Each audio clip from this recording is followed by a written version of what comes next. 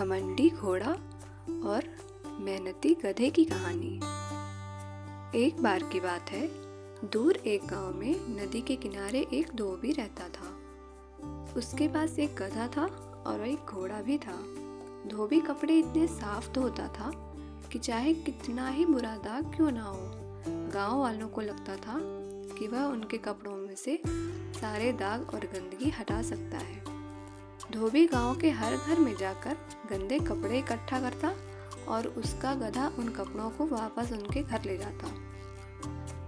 जब धोबी गांव वालों के घर कपड़े लौटाने जाता तो गधा भी कपड़ों का भार ढोता और इतना भारी भार ढोने के बाद गधा बहुत थक जाता था। धोबी का घोड़ा बहुत सुंदर था।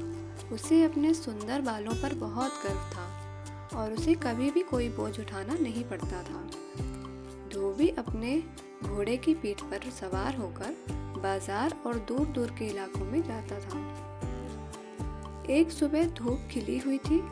धोबी को गांव में जाकर धुले कपड़े गांव वालों को लौटाने थे। उसने कपड़ों के सारे बंडल अपने गधे की पीठ पर रख दिए, जबकि उसने अपने घोड़े की पीठ पर कोई भी बोझ नहीं रखा।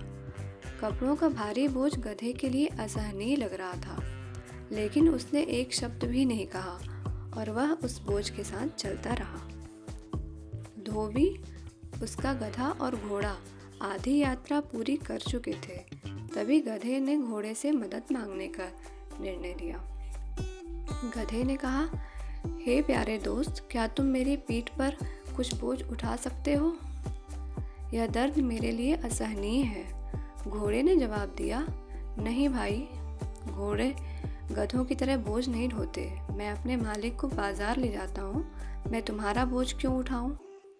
गधा निराश हो गया, फिर भी उसने चलना बंद नहीं किया।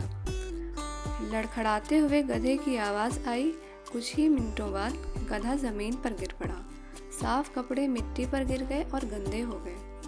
धोबी ने मन ही मन सोचा कि उसे गधे और घोड़े पर बराबर बराबर कपड़े लादने चाहिए थे। अपनी गलती का एहसास होने पर धोबी ने सारे कपड़ों के बंडल घोड़े की पीठ पर लाद दिए। गधे को आराम मिला और वह अपनी पीठ पर कोई बोझ डाले बिना चल सकता था।